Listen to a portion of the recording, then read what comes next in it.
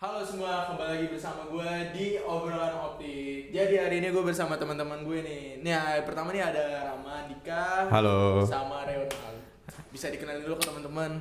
Dari siapa nih? Dari gue dulu kali ya. Boleh Halo, dulu aja, bro. gue Ramadika, gue mahasiswa di salah satu kampus swasta di Jakarta.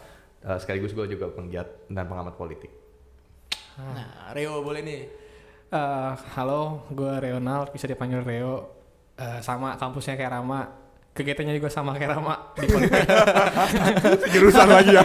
Jurusannya kan sama. Jurusannya sama soalnya. Yoi. Oke, jadi gue lagi mau bahas politik nih sama lo berdua nih. Soalnya lo berdua nih. Oh iya sebentar, lu belum mengenalkan diri. Kita nggak kenal lu jadinya. Iya. Oke. Nggak enak nih. Oke, sebelumnya kenalin dulu nama gue Muhammad Sadam. Di sini gue bakal jadi host sekaligus akan menanyakan teman-teman gue semua ini. Oke, mau bahas pemilu nih ya. Oh seru kayaknya. Seru banget. Ini Januari ya? Januari. Januari kan? Oh udah dekat. Bentar lagi. Pakar. Ini masih kampanye cok. Masa kampanye masih. Nah, gue mau nanya nih sama lo berdua nih. Nah, tanggapan kalian nih dalam pelaksanaan pemilu tahun 2024 ini, apakah Anda ngerasa prosesnya itu transparan dan adil? Menurut kalian gimana? Mulai dari Rama deh. Kalau menurut gua, secara pendapat pribadi ya guys, dibilang transparan dan adil, ada iya ada enggaknya sebenarnya. Ini agak bahaya cok. Rada takut gitu ya. Gini. Menurut gua untuk transparan gua akuin iya. Karena semasa kampanye kita lihat dari tahun 2019 itu pasti untuk pemilu apalagi pemilihan presiden diadakan seperti dari KPU sendiri debat capres. Abis itu kalau misalkan kalian juga notice ya guys, di tahun 2019 itu pemilihan presiden, pemilihan gubernur pasti yang debat tuh capres sama cawapresnya digandeng terus kan. Menurut gue itu transparan loh. Bahkan sekarang KPU yang mengevaluasi hal tersebut akhirnya dibagi nih debat capres, terus ada debat cawapres. Kalau nggak salah kedepannya ada debat capres cawapres ya? Ada kan? Ada 2 sesi dia, capres sama cawapres. Nah maksud gue itu salah satu bentuk transparansi tau. Tapi kalau misalkan bentuk adil, gue bisa dibilang bisa jadi adil, tapi bisa jadi enggak karena gue kemarin sempat lihat beberapa berita di media sosial ya terutama itu ada dokumen yang menyatakan bahwasannya ini gue ketangkep intelijen negara. Gue aman ya. Di print. Nanti di print aja ya. Karena ada salah satu ada dokumen salah satunya tuh ingin memenangkan salah satu paslon. Menurut gue itu nggak adil. Oh iya. Gimana nih kalau ada pendapat lu yo? Nah, gimana tuh yo? Nah. Aduh, gue mulai dari adil dulu kali ya. Apa mau dan cara aja? Dari adil ke transparan deh. Gue mulainya dari adil dulu. Oke. Menurut gue kalau soal adil, kayaknya ketiga paslon diberikan kebebasan sebebas-bebasnya untuk berkampanye. Oke, gue setuju. Sama diberikan panggung seluas-luasnya untuk debat. Cawapresnya dikasih kesempatan untuk manggung kan. Iya, oke, gue setuju. Bahkan kayak yang nggak ada perbedaan gitu, maksudnya dari debat capres sama cawapres pun sama aja, masanya juga banyak. Nah kalau soal transparan, kayaknya transparan sih. Kok kayaknya yo? Saking transparannya kemarin. Gue tahu tuh siapa tuh. Tapi udahlah ya. Itu saking transparannya bro. Udah gitu, maksudnya masyarakat juga tahu gitu ya udah. Anda ini memancing Kampanye. rupanya bang. Itu kalau boleh tahu daerah ibu kota apa ya? Dari ibu kalian udah ketahuan bang. Aduh gimana ya? Aduh, Anda memancing ternyata. Oke, lanjut aja ke pertanyaan lanjutnya. Oke. Nah, menurut kalian berdua nih, isu utama yang dibahas waktu pemilu kemarin tuh pada pemilu 2024 nih khususnya nih. Nah, ini mempengaruhi dalam pilihan kalian gak sih? Mau dari siapa dulu nih? Nah, dari Rio boleh, deh. boleh Rio dari deh. dulu. Oke. Isu yang digoreng berarti. Boleh. Apa isu yang dijadikan ini bahan utama kampanyenya? Nah, Bahan utama kayaknya lebih tepatnya. itu aja ya kali ya, biar aman. Kalau misalnya ini, aduh, capek editor gue. Kalau dari 3 paslon, sebenarnya masing-masingnya punya program unggulan sih menurut gue. Kalau dari paslon 1, setahu gue program unggulannya tuh pajak mobil motor tuh dibayarkan 1 kali aja gitu. Dan gak ada bunganya katanya. Okay. Katanya itu salah satu program unggulannya. Dan itu juga jadi isu yang sempat diperdebatkan oleh masyarakat gitu. Maksudnya emang bisa gitu. pajak motor mobil tuh dibayarkan sekali aja. Nah kalau yang dari paslon nomor 2, isu yang paling gue inget tuh yang makan siang sama susu gratis itu loh. Nah itu yang buat ibu-ibu hamil sama anak-anak sekolah. Terus iya. Oh iya ya. Kenapa gue bahas ya? Aduh. Lanjut. Tolong ya editor, tolong editor. Enggak, dikasih sensor aja lah. Terus yang nomor 3, dari nomor 3 yang paling ketara, dia mau ngeberantas KKN, korupsi, kolusi, nepotisme, sama ada satu program bagus banget menurut gue yang satu keluarga miskin satu sarjana, itu juga dari salah satu isu yang dipertimbangkan. Nah, apakah isu-isu tersebut mempengaruhi pilihan gue khususnya sebagai pemilih pemula? Tentu gitu. Karena kan gue juga ngelihat gitu, maksudnya mana nih yang kira-kira prospek untuk 5 tahun hidup gue ke depan gitu dari 3 program itu gitu, dan dari 3 isu tersebut. Gitu sih menurut gue. Gimana Ram? Menurut lu gimana? Kalau dari gue sendiri ya, mungkin kalau Reo bahas soal isu yang apa yang jadi bahan program mereka, kalau gue mungkin akan ngeliat dari isu yang digoreng. Karena gini, netizen kita atau masyarakat kita tuh lebih notice soal isu-isu yang digoreng ketimbang program. Jujur gue akuin itu, karena kita lihat juga di sosial media tuh orang-orang perang di komen tuh soal isu-isu yang digoreng aja. Tapi kalau misalkan mereka ditanya pembahasan soal program-program dari ketiga paslon, kalau yang fanatik itu akan ngebahas soal yang diagung-agungkan, program diagung-agungkan. Kalau misalkan yang masyarakat awam tuh cuma tahu sekelibat aja. Maksud gue contoh gini, di paslon nomor 1, ini gue fair-fairan aja ya, lebih cenderung menggoreng soal isu-isu politik identitas, ya kan. Di antara pasti lu berdua tahu Kick Andy kan? Tahu dong. Nah, Kick Andy itu punya sifat dalam mewawancarai seorang itu ada satu segmentasi namanya tuh Devil Advocate. Apa itu Devil Advocate? Dimana dia ingin mencari tahu secara dari isu-isu yang digoreng mengenai orang yang diwawancara. Di saat kita lihat itu paslon nomor 1 terkhususnya aktor politik utamanya ya di paslon nomor 1 siapa kita tahu. Kalau bahwasannya ya apa yang digaungkan hanya politik identitas. Menurut gua politik identitas di masyarakat kita khususnya di generasi milenial dan generasi Z, karena pemilih yang paling besar ini cenderung ke generasi Z sama generasi milenial. Betul.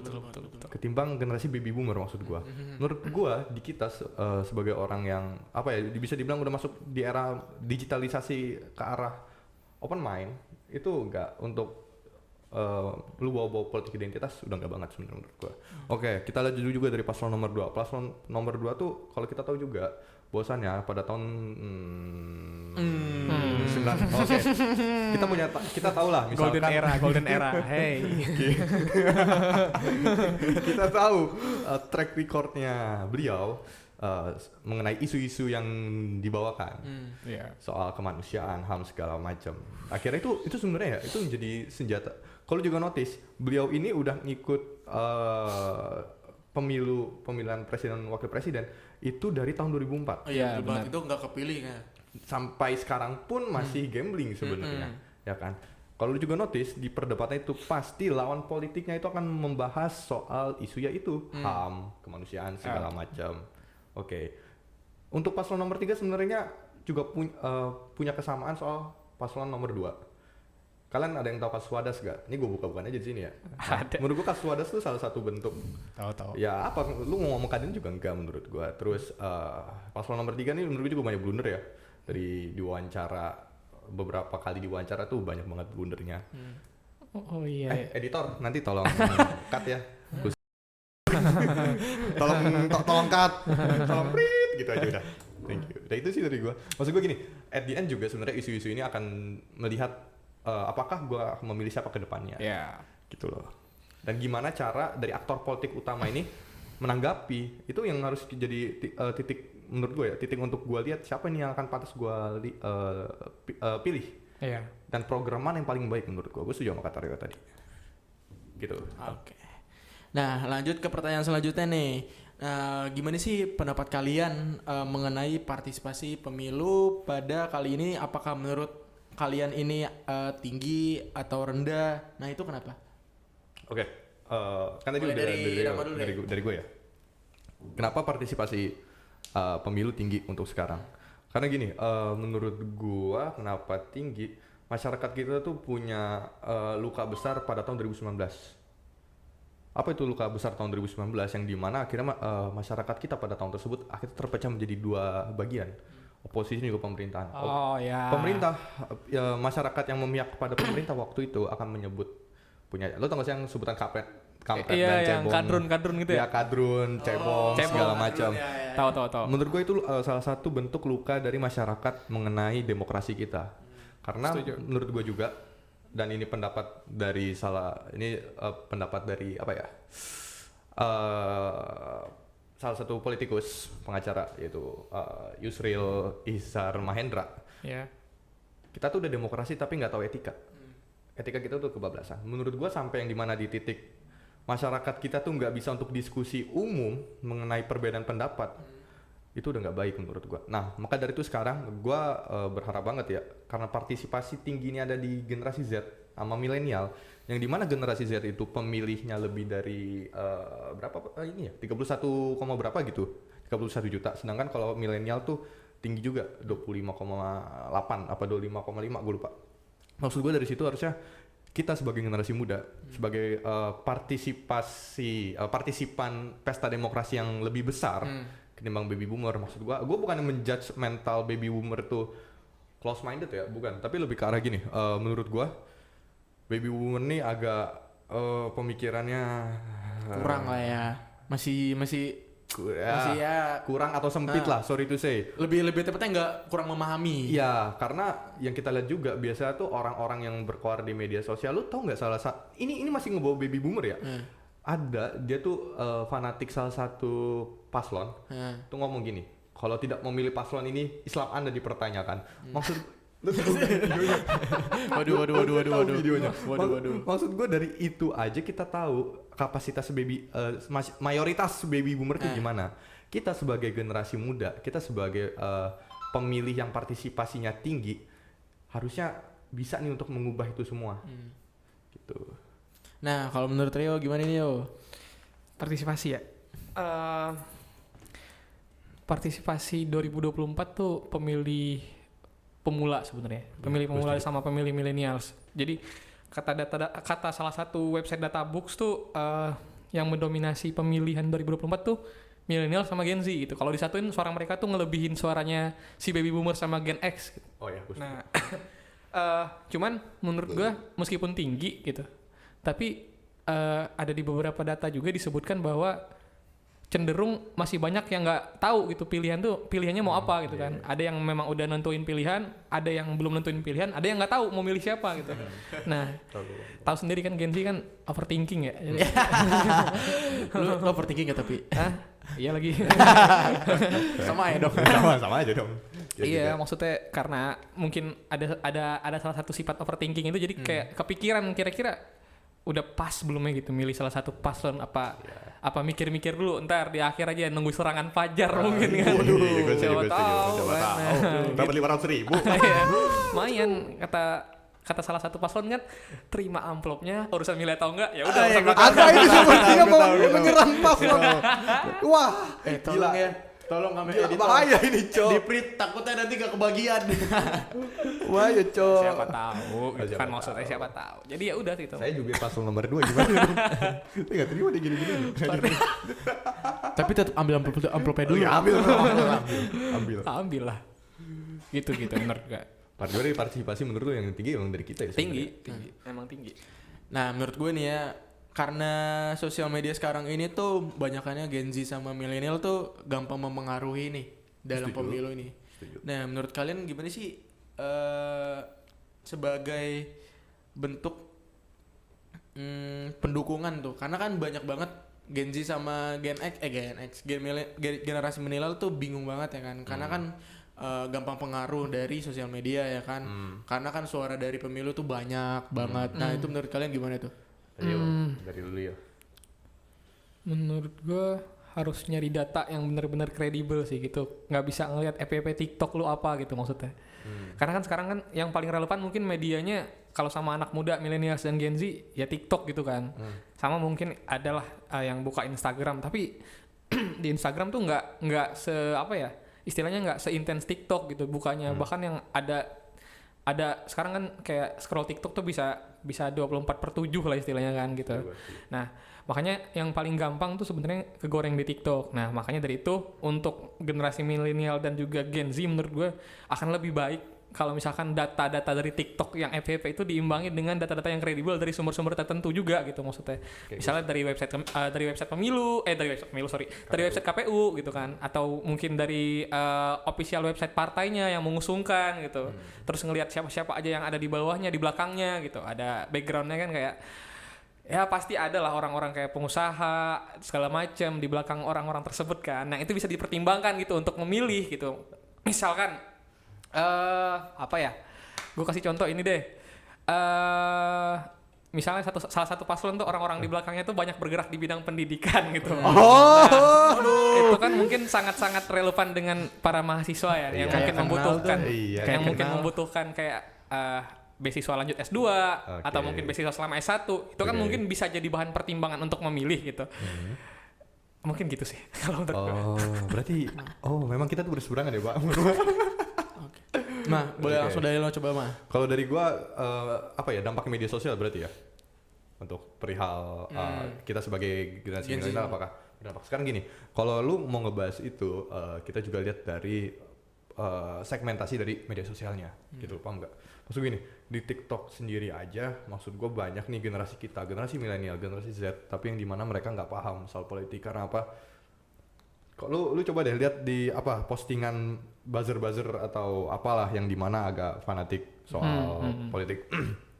Mereka akan ngebahasnya tuh lebih prefer kalau misalkan lu ngedukung ya lu ngebagus-bagusin atau enggak ngeluarin jargon. Contoh orang pintar pilih pasangan. Anda terserang? Tidak kan? Santai saja sudah Bapak. Kita santai saja. Nah, habis itu kayak apa ya? Menurut gua mereka gue setuju sama kata Rio juga bahwasannya kita ini sebagai generasi muda emang harus teredukasi. Kenapa? Sorry itu saja banyak dari generasi kita yang nggak teredukasi, asal bacot aja. Dan itu yang akan berimpact di mana nanti konten-konten yang akan keluar. Akhirnya banyak loh dari mereka sendiri yang asal ngeluarin konten aja tanpa tahu faktanya yang di belakang. Contoh paslon nomor 1 tuh sering identik sama soal banyak program-programnya dia semasa jadi Gubernur DKI Jakarta itu yang nggak jadi, yang gagal.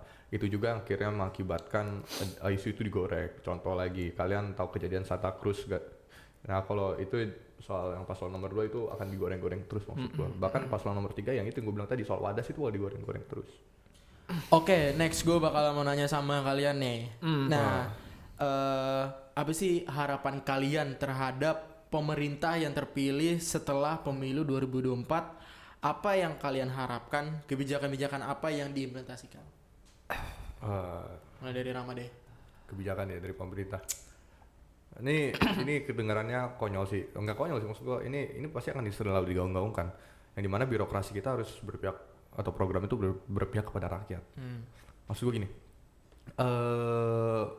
Di eranya dari eranya Bapak SBY sampai di eranya Pak Jokowi.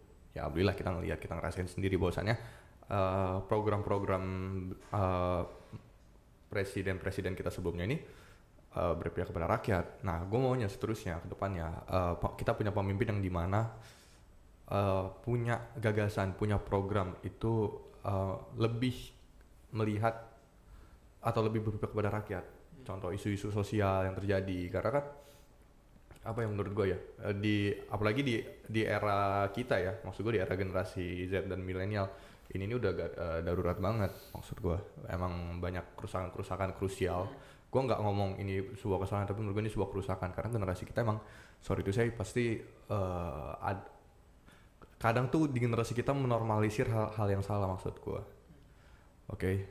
Ditambah juga di beberapa isu juga itu harus juga jadi gimana pemimpin kedepannya itu dapat mengatasi. Contoh kita lihat bisa dari beberapa paslon gitu loh, apa program-program mereka punya. Aneh kata ya BBM 0% menurut gua does not make sense, apalagi Anda menyerang dari tadi, saya masih tahan. Maksud gua Tenang, iya, tenang. tenang. Apalagi itu kan udah diklarifikasi ya sama paslon tersebut kan. Apalagi bagi gua isu soal gizi buruk itu menurut gua ya worth it sih. Karena emang apa ya? Ya kita jujur-jujuran aja, kita hidup di urban city, kita hidup di perkotaan, daerah perkotaan. Kita nggak tahu di daerah-daerah yang emang terpelosok tuh gimana gitu loh. Bahkan sering tuh biasanya tuh masyarakat kita tuh minta tolong kepada pemerintah untuk membenerin jalan itu susahnya minta ampun. Gitu maksud gue juga. Ditambah lagi soal apa? Soal lebih ke arah, lu tau yang UIT itu kan? Tahu. Menurut gue itu juga harus dibenahi loh. Karena akhirnya gini, menurut gue UU ITE ini juga akan berdampak pada kita ke depannya, karena ke depannya kita akan bermedia sosial kan. Lo tau gak sih yang kasus baru-baru ini soal siapa tuh yang anak Jambi yang kritik presiden itu? Tahu kan itu soal itu. Maksud gue juga, nah dari situ aja kita tahu bahwasannya edukasi itu juga penting. Kebebasan berpendapat berarti. Edukasi. Gue setuju bahwasan itu yang gue bilang tadi. Kita udah demokrasi, tapi kita nggak punya etika. Maksud gue itu edukasi untuk kedepannya tuh lebih penting lagi. Gue juga setuju kata Reo bahwasannya emang edukasi penting. Yang menjadi sumber masalah semoga aja program kedepannya akan lebih berfokus kepada masyarakat. Maksud gue gitu. Nah kalau menurut lo gimana tuh ya? Setuju. Kalau membahas harapan lagi-lagi gue bakal sedikit agak egosentris ya, karena lagi-lagi gue berharap kebijakan yang diterapkan nanti di 2024 siapapun yang terpilih itu bakal berimpact bagus gitu buat generasi gue 5 tahun ke depan gitu, karena kan emang masih golden era-nya generasi gue banget nih kan. Di umur 22 ke atas, umur 22-25 lah, itu bakal ngerasain banget impactnya di presiden yang akan terpilih nanti di 2024. Harapan gue sih sebenarnya nggak muluk-muluk gitu, kayak yang pasti penciptaan lapangan kerja yang diperbanyak itu harus dong maksudnya. Kayak dan juga mungkin ada persyaratan tertentu yang mungkin kayaknya bisa dipertimbangkan lagi deh. Contoh, gue banyak ngeliat kan orang-orang hiring orang-orang hiring pekerja baru gitu maksudnya, atau pelamar kerja. Tapi di persyaratannya itu tertulis misalkan kayak dicari fresh graduate dengan minimal pengalaman 2 tahun. Di mana fresh graduate-nya maksud gue kan. Kalau orang fresh graduate kan harusnya baru lulus gitu, nihil pengalaman lah. Kalau misalkan emang udah berpengalaman 2 tahun ya jatuhnya nggak fresh graduate gitu maksudnya. Kenapa? Cuman di Indonesia yang fresh graduate tapi harus udah punya pengalaman minimal 2 tahun gitu.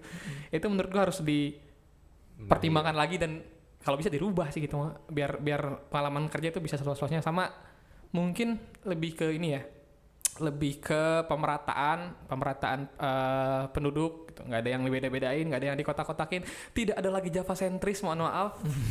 Kalau bisa Anda ini punya dendam pribadi nggak. Dan apa ya paling pendidikan sih, karena gue juga datang dari keluarga yang bukan yang semampu-mampu itu di dunia pendidikan, dan memang dunia pendidikan Indonesia masih mahal menurut gue dan kurang worth it. Mungkin bisa diperbaiki lagi di dunia pendidikannya. Jadi yang gue harapin pertama lapangan pekerjaan, pemerataan penduduk, sama pendidikan. Gitu. Tapi lo ngerasa nggak sih Jakarta makin lama makin sempit? Gua setuju soal itu juga. Emang apa ya? Itu balik lagi kita lihat ke birokrasi belakang aja banyak yang akhirnya menjadi masalah, program-program mereka bermasalah dan tidak sesuai dengan harapan. Maksud gua, apakah nanti pemimpin ke depan yang menebar janji ini bisa untuk merealisasikan janjinya? Karena kita tahu juga banyak di era-era sebelum ini pemimpin banyak janji tapi nggak bisa untuk merealisasikan atau kita kena scam. Oke, salah satu contoh biar gue kasih deh, DP 0% rumah itu bagi gue udah kena scam gitu. Akhirnya jadi apa, cuma rusun selesai. Ya benar, DP 0% ya benar maksud gue, tapi dengan cara itu udah kena scam. Apakah ke depannya kita punya pemimpin bisa untuk merealisasikan itu? Karena juga kita lihat juga, bener gue juga setuju kata Reo, kita ini jangan sampai emang pemerintah kita tuh birokrasi lebih ke arah program-program di Java sentris, berfokus ke Jawa. Kalau dulu ada potongan adegan film tuh Jawa adalah kunci ya. Ya memang pemerintah atau birokrasi kita lebih berfokus ke tanah Jawa. Tapi kita harus lihat juga bahwasannya di daerah-daerah itu banyak loh Bukan peluang, apa ya namanya? Kesempatan, change, bukan? Apa sih namanya kalau kemampuan yang belum digali tuh? Potensi. Nah. Kayak di berbagai daerah masih banyak potensi. Akhirnya kenapa juga banyak daerah yang tertinggal dari edukasi segala macam? Ya karena itu dari pemerintah kita sendiri, dari birokrasi pemerintah kita sendiri aja nggak mau fokus ke sana. Yang dibangun cuma tanah Jawa. Itu sih menurut gua. Walaupun gua sebagai orang Jawa ya, gua juga setuju kan hal itu. Bahwasanya jangan Jawa sentris. Dan apalagi yang Reo ngebahas soal egosentris tadi, menurut gua ya gue juga setuju. Bahwasannya apa? Jadinya kalau misalkan nih membuka lapangan pekerjaan baru segala macam, tapi kualifikasinya yang ribet seperti itu atau lebih berfokus ke tenaga kerja asing, maksud gua ya buat apa? Lebih baik kita kerja di luar, karena kan di luar negeri lebih dianggap. Oke lah ya, next aja ya. Ini udah parah lah ya. Gue yang takut ini masalahnya. Nah, menurut kalian berdua nih, bagaimana peran media massa dalam memberikan informasi terkait pemilu 2004 dan apakah menurut kalian media telah menjalankan tanggung jawabnya dengan baik? 2024 kali ya. Mulai dari lo yo. Gue punya 2 jawaban. Yang satu realitanya, yang satu ekspektasinya. Mau yang mana dulu? Ekspektasi loh. Ekspektasi ya. Karena kan awal semua hidup tuh dari ekspektasi, baru realita. Oke. Ekspektasinya adalah setiap media itu merilis berita-berita yang kredibel dan bisa dipercaya oleh masyarakat, untuk setiap paslon capres dan cawapresnya.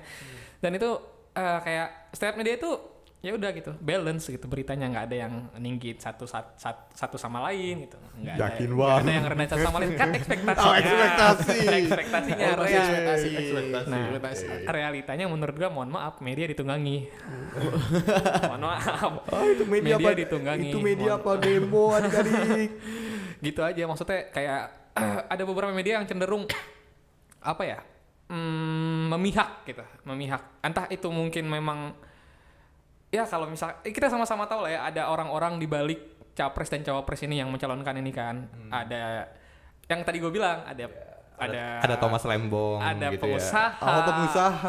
pengusaha. Oh iya, Bapak Thomas ada Lembong. ada pengusaha media, itu kan udah Nah, makanya itu maksudnya karena nggak mungkin gitu, dia nggak memanfaatkan media yang dia punya untuk mensukseskan jalannya pemilu 2024 gitu kan. Nah, makanya setiap media menurut gue sekarang udah nggak bisa 100% dipercaya apa yang dia tulis, tapi ya kembali lagi karena kita kan harus jadi anak muda atau milenial atau Gen Z yang teredukasi, makanya kita harus bisa ngefilter nih, mana nih kira-kira yang media yang emang lebih condong satu paslon, mana yang kira-kira emang netral gitu. Dan emang tiga-tiganya tuh nggak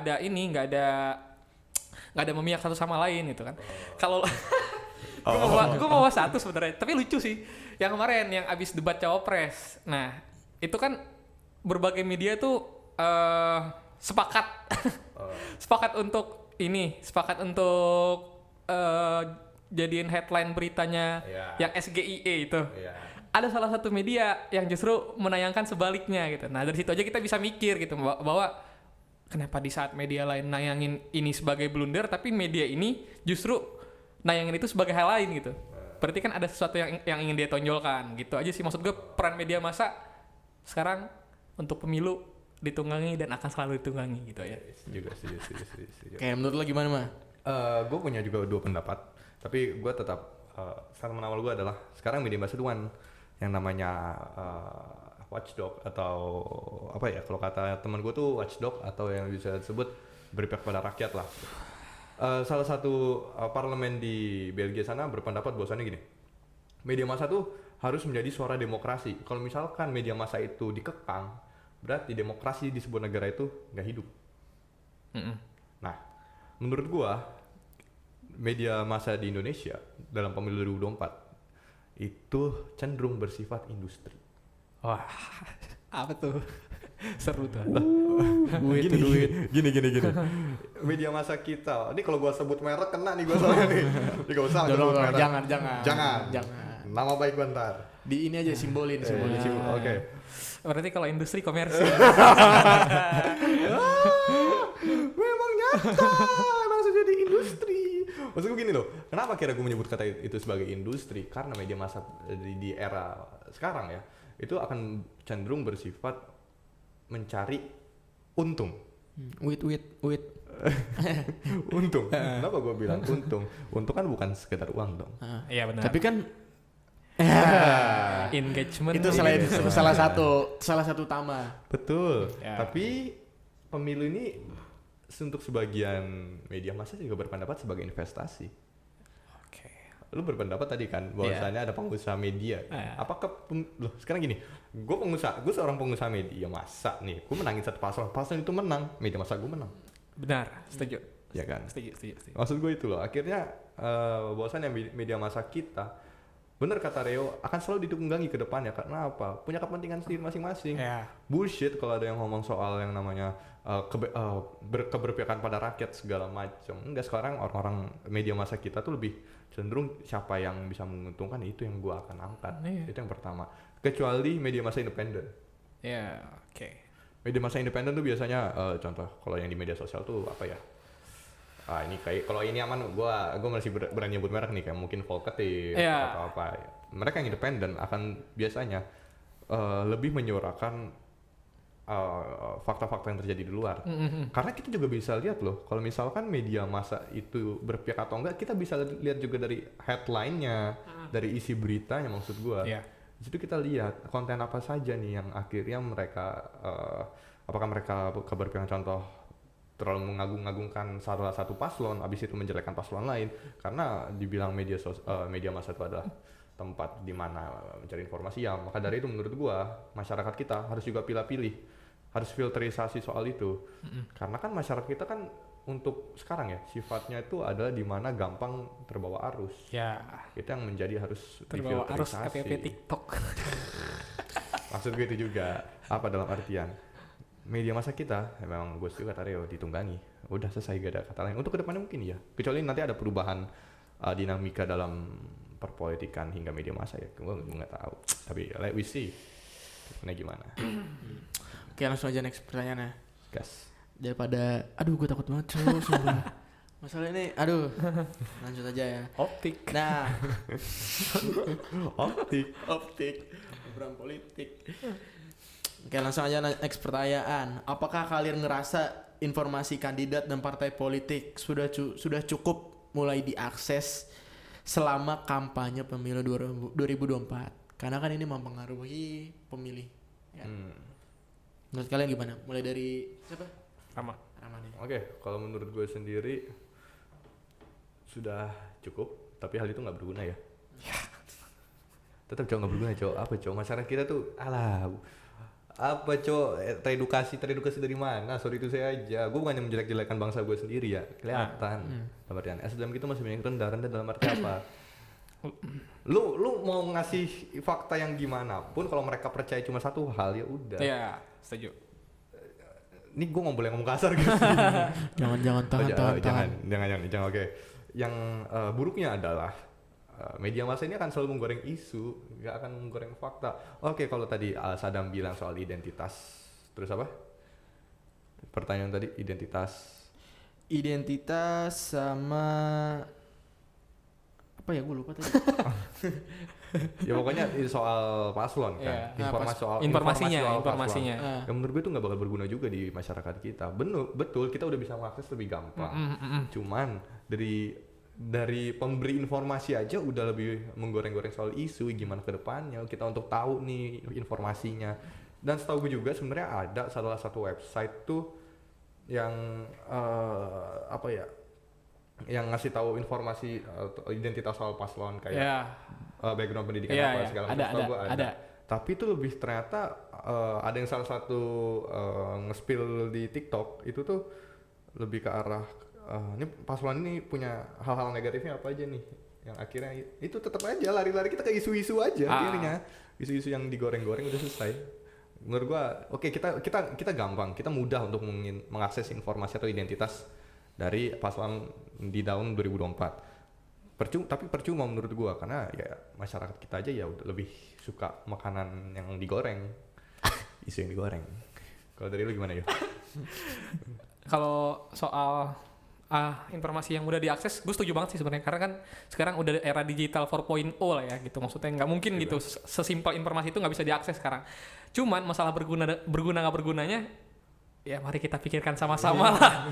Kayak ya udah gitu, maksudnya dari tahun ke tahun kita pemilu pun kita tetap tahu bahwa mayoritas daripada pemilih kita nggak bakal ngegunain itu gitu sebagai akses informasi gitu. Mungkin di generasi kita, di milenial sama Gen Z mungkin ada yang aware soal itu ya gitu. Tapi juga menurut gua bukan jadi elemen terpentingnya gitu. Kayak ya udah mungkin masing-masing paslon 1 2 3 tuh punya website masing-masing lah, website resmi yang di dalamnya ada visi misi. Tapi kembali lagi gitu, maksudnya apakah bakal dibaca? Apakah bakal dipahami? Itu mungkin gunanya kenapa ada debat, kenapa ada kampanye, itu mungkin kan, karena ya kalau diharapkan dari tingkat literasinya doang mungkin menurut gua susah banget ya gitu, karena cuman ngebaca apa nih artinya nih. Nah, kalau nggak dijelasin susah. Nah, bahkan salah satu paslon 02 tuh dia nyiptain satu platform AI gitu. Buat foto gitu sama si Pak Prabowo sama si Mas Gibrannya. Jadi Wow, merek.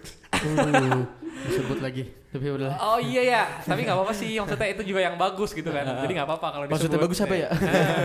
Kalau nggak bagus jangan dulu. Atau mau dijedor. Kayak ya udah gitu, itu juga salah satu bentuk pendekatan terhadap milenial dan Gen Z, karena kan AI itu udah sangat-sangat relate lah dengan kehidupan milenial Gen Z. Nah, selain daripada informasi yang gampang diakses tadi, mungkin bentuk-bentuk program kayak gitu juga diperlukan gitu untuk kedepannya, karena kan kita semakin melek teknologi ya. Jadi mungkin sekedar ngebaca artikel visi misi aja nggak cukup gitu, apalagi nih yang bisa bikin tertarik. Mungkin salah satunya itu gitu sih. Tapi gue boleh nambahin dikit gak? Boleh. Bahwasannya gini loh, pendapat Reo tadi gue juga setuju banget tuh. Maksud gue dalam artian ini paslon nih dikit udah gampang akses. Tapi ingat, masyarakat kita punya dua kecacatan. Apa tuh? Narsistik dan juga fanatik. Oke. Maksud gue percuma nih kalau misalkan di penyakit masyarakat kita sendiri aja udah narsis, nggak mau kalah, udah dikasih fakta gimana pun mereka tetap nggak mau terima, sama rasa fanatik mereka yang cenderung berlebihan, percuma. Jadi maksud gue kalau misalkan tadi Sadam menanyakan soal seberapa gampang, udah gampang banget, udah mudah bahkan menurut gue. Bener kata Reo tadi, udah 4.0, kita udah di era digitalisasi, tapi gimana masyarakat kita? Karena menurut gue masyarakat Indonesia tuh belum siap untuk teknologi, maksud gue. Kita masih lebih cenderung karena pakai koran, ngopi di depan teras, dilempar koran, selesai. Kita nggak, Kompas, terus apalagi yang berita-berita, portal berita online yang berlangganan. Ini apa sih namanya? Hari Merdeka ya? Hari Merdeka gitu. Hari Merdeka gitu lah pokoknya. Maksud gua, orang nih, masyarakat kita bullshit kalau nggak punya handphone, smartphone gitu, percuma. Tapi apa yang mereka akses? Ya udah, maksud gua. Jadi percuma aja. Itu sih tambah dari gua. Jadi online. Aduh. Gimana? Kayaknya tuh waktu kemarin di itu tuh habis orang. Aduh. Keluar Udah, tenang. Langsung aja next pertanyaan terakhir ya teman-teman. Pertanyaan terakhir. Nah, setelah kalian melihat adanya tantangan dan isu tertentu yang mungkin mempengaruhi keabsahan hasil pemilu 2024, nah bagaimana kalian mengatasinya? Maksudnya gimana nih? Konteksnya gimana nih? Lebih ke isu-isu yang udah kalian lihat nih di sosial media, dari berbagai macam platform media lah pokoknya. Nah, isu-isu itu kan mempengaruhi keabsahan dalam pemilu 2024. Nah, gimana sih cara kalian mengatasinya gitu, supaya kalian tuh bisa yakin terhadap informasi tersebut gitu. Oke. Dari Mas Reo dulu deh. Gimana ya? Seru sih pertanyaan. Cara mengatasinya, kalau menurut gue penentunya adalah di debat terakhir sih. Debat terakhir kan bakal ada 2 kali lagi nih, debat capres sama cawapresnya. Nah di situ menurut gue adalah istilahnya adalah perang abis-abisnya 3 paslon itu gitu, dimana mereka perang gagasan di situ, maksudnya perang gagasan untuk menarik suara rakyat sebanyak-banyaknya. Pada akhirnya kita tahu gitu. Bukan perang sindir. Tidak. Tidak. Enggak. lebih ke gimana mereka memaparkan visi misinya, mungkin memaparkan program-programnya di debat terakhir, sama mau ngikutin dinamikanya sih ke depannya. Kan bakal sampai tanggal kampanye itu sampai tanggal berapa sih? Kampanye tuh kalau nggak salah terakhir tuh Januari akhir apa Februari awal Januari gitu. akhir apa Februari awal gitu. Nah, mungkin gue bakal menentukan pilihan gue tuh di masa tenang kali ya. Oh, masa tenang. Masa berarti. tenang gitu. Masa tenang, oke. Bener-bener sampai berakhirnya masa kampanye gitu. Bahkan saking nggak ketebaknya dinamika politik saat ini gitu, karena kan setiap paslon tuh memiliki kelebihannya masing-masing, juga memiliki kekurangannya masing-masing gitu. Tapi bukan yang satu jadi moderator. Kita lihat saja di debat kedua. Gitu maksud gue. Jadi kayak cara mengatasinya adalah yaitu terus update berita politik, terus update ketiga paslon tersebut. Ya, selama lu belum menentukan pilihan, tidak ada salahnya lu ngeliat ketiga-tiganya gitu. Jangan lebih fokus ke salah satunya aja. Itu kan artinya ya udah gitu. Berarti lu udah fix milih itu. Jadi kalau ada isu-isu tentang yang lain, ya lu nggak mau tahu jadinya kan. Kayak ya itu yang lu bilang tadi gitu. Kalau masyarakat Indonesia tuh kalau dia udah punya satu, ya udah satu gitu. Dia nggak mau open untuk welcome ke yang lainnya juga gitu. Padahal kan sebenarnya kalau misalkan dipikir-pikir, tiga-tiganya tuh juga ya patut dipertimbangkan lah gitu, secara visi misi, secara program kerja, secara latar belakang, background segala macem. Nah itu kan bisa jadi penilaian khusus lagi buat anak muda atau pemilih pemula yang emang sebelumnya belum pernah milih. Harusnya dia nggak punya yang satu banget gitu, kecuali emang diturunkan dari garis keluarga, nggak tahu sih gua. Nah itu Udah Pak, berantem lagi Pak. Tapi gue mau nanya lagi nih sama Rio nih. Gue kan nggak ngerti politik banget ya, tapi gue mengenai pemilu ini tuh tentunya dari keluarga juga gitu. Karena kan sebelumnya kan ada capresnya tuh Prabowo sama Jokowi. Ya. oh ya oke. Nah, gue tuh menilai capres-capres ini tuh dari keluarga gue mengenai isu-isu dan faktanya tuh Prabowo tuh lebih better ya kan. Yeah. Nah, jadi menurut gue kadang juga ngerasa nggak ngikutin apa media-media mengenai pemilu ini. Jadi gue mengikuti apa yang orang tua gue kasih tahu ke gue gitu. Tapi menurut lo tuh gimana? Gue kan salah satu mungkin dari yang nggak mengikuti update-update terkait politik. Yeah. Nah, menurut lo gimana? Nah, sebenarnya ada salah satu media di Instagram yang bagus banget menurut gue dan netral. Kita tidak endorse, makanya gue mau nyebutin aja, tapi nggak apa-apa sih. Pinterpolitik.id kalau lo tau. Nah, itu beritanya di situ semuanya netral, maksudnya tiga-tiganya diberitain sama dia, baik buruknya itu diberitain semuanya. Nah, dan update-update-nya yang paling update sih dia sejauh ini gitu. Artikelnya, feeds-nya, reels dan segala macem. Dia punya YouTube juga gitu. Dan emang pembahasan politiknya mendalam gitu di situ. Jadi mungkin itu bisa dijadikan sebagai media yang bisa dijadikan akses untuk mengakses informasi tentang pemilu, khususnya pemilu presiden dan wakil presiden gitu. Dan itu juga relevan sama anak muda karena medianya Instagram, Pak. Kalau misalkan lu malas baca artikel, ya udah baca feeds aja gitu kan. Kalau misalkan lu malas baca dua-duanya, ya udah nonton aja di YouTube, denger gitu kan. Nah gitu kalau menurut gue, karena sekali lagi akses udah sangat semudah itu gitu. Dan sebagai pemilih pemula atau pemilih muda, kita juga harus open minded gitu. Siapa aja sebenarnya mempunyai hak untuk dipilih, asalkan lo tahu yang lo pilih nih bakal berimpact apa buat hidup lo dan generasi lo ke depannya gitu aja sih menurut gue. Jadi menurut tadi media massa yang komersil tidak update. Saya tidak menyebutkan seperti bisa itu. Lanjut Rama. Kalau gue sendiri, kalau soal gimana cara gue ngefilterisasi gak sih jatuhnya untuk isu-isu yang ada kan? Betul. Kalau gue sendiri, karena gue anaknya alhamdulillah suka baca ya, dan gini, gue tuh di sekeluarga beda-beda pilihan tuh. Waduh. Beda Cok. Kayak, Tapi suka berantem gak sih itu? ya kan orang tua saya sudah. Maksud gue nyokap gue, babeh gue, tuh bokap gue, itu punya pilihannya masing-masing tuh. Dan ternyata gue tuh nggak sejalan sama mereka, maksud gue. Oke. Gimana cara gue ngefilter soal isu-isu? Karena kan bisa kalau ngobrol sama keluarga gitu pasti yang diangkat apa sih ya isu, balik lagi ke isu. Pasti. Ya gimana cara ini? Gue akan mencari tahu apakah isu ini benar apa enggak segala macam. Karena ini menurut gue gimana caranya atau masyarakat kita juga lebih pintar nanti dalam memilah isu yang ada tuh mencari tahu dari informasi yang ada. Minusnya adalah masyarakat Indonesia tuh darurat literasi. kita tuh susah banget untuk ngebaca, gak tau kenapa. Kayak ngelihat headline-nya gimana juga yang heboh lah pokoknya, tapi nggak mau baca lagi ke dalam, maksud dalamnya gua. nggak dibaca. Nah, gua sebagai Tapi gue boleh motong dulu gak? Oke, boleh. Tapi kenapa orang-orang tuh jarang baca terkait headline kayak gitu?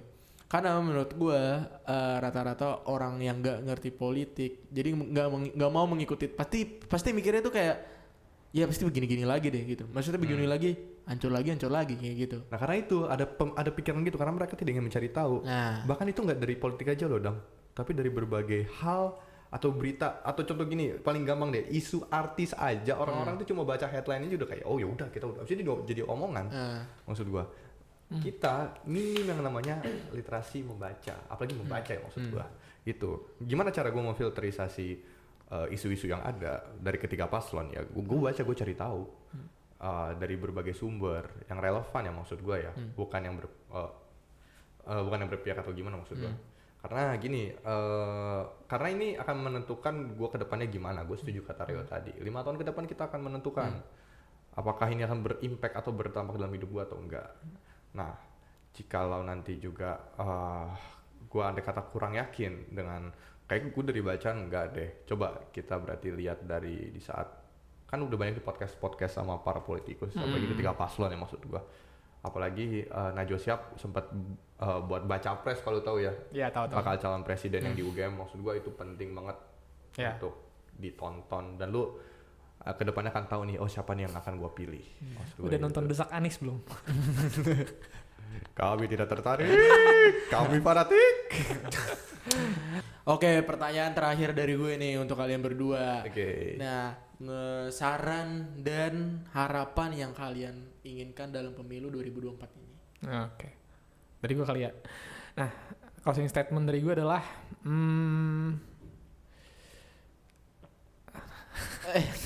Aman sih lo nggak tenang. untuk teman-teman pemilih pemuda, pemilih Gen Z, pemilih millennials dan segala macam bentuk pemilih, gunakan hak suara pilih kalian di 2024, karena suara kalian itu nanti dipertaruhkan di 2024, khususnya untuk pemilih pemula, pemilih muda gitu ya. Karena kan pilihan kalian tuh bakal berimpact nanti untuk 5 tahun ke depan dan tentunya untuk masa depan kalian gitu. Makanya gunakan hak pilih sebaik-baiknya. Kalau bisa jangan golput, kalau bisa. Kalau nggak bisa juga ya udah gitu. Dan tentunya jangan salah pilih sih. Udah gitu aja. Thank you. Oke, dari Rama selanjutnya. Kalau dari gue sendiri untuk pemilih muda ya, generasi Z, generasi milenial, sebisa mungkin untuk kalian, benar kata Rio tadi, memilih. Tentukan pilihan kalian, karena suara kalian akan berdampak untuk Indonesia ke depannya. Program-program yang ada, undang-undang yang ada, birokrasi pemerintahan kita ke depannya. Dan juga gue juga pesan juga nih buat anak-anak generasi kita, generasi muda, juga untuk lebih berhati-hati dalam bermedia sosial juga maksud gue. Karena dengan cara lo edgy di Twitter, di TikTok, itu nggak membuat lo keren sebenarnya. Lo mengkritik ketiga paslon tuh nggak membuat lo keren sebenarnya. Oke, kita kebebasan berdemokrasi, tapi karena lo juga banyak nih yang anak-anak yang awam, yang Newbie dalam hal ini, apalagi pemilu ya, prematur politik lah. Tapi akhirnya mereka tuh beneran jadi males dan akhirnya milih golput. Lu lupa ada yang edgy apalagi ya, khusus untuk golput tuh udahlah stop lah men. Hal kayak gitu jelek banget menurut gua. Lebih ke arah lu nggak tahu, lu nggak peduli juga sama negara lo segala macam. Itu akan menentukan nasib. Soalnya gara-gara Anda menentukan nasib kami juga di sini. Gitu. Jadi kayak menurut gua lebih hati-hati sebisa mungkin pilih. Oke. Kalau dari gue sendiri, pilihlah pemimpin yang adil dan apa? Jangan kayak gitu. Editor. Bang. Ulang. Pilihlah pilihan pemimpin kalian yang adil dan makmur. adil dan makmur kayak salah satu Mars. Oke, sekian podcast hari ini. Semoga kalian bisa menonton konten ini. Akan segera tayang pada kapan? Anda yang host Programnya yang punya dia. Kok malah kita mau yang secepatnya nentuin apa tayang? mau pas nanti aja? Ini kalau bisa ntar jam 6 kalau bisa. Oh, entah jam enam. Pas habis debat kedua kali ya. Iya, itu yang gue pengen sih sebenarnya. Boleh lah. Tapi secepatnya aja. Oke, terima kasih telah menonton video kali ini. Bye teman-teman semua. Dah. See you di obrolan optik, obrolan Nah, optik. politik.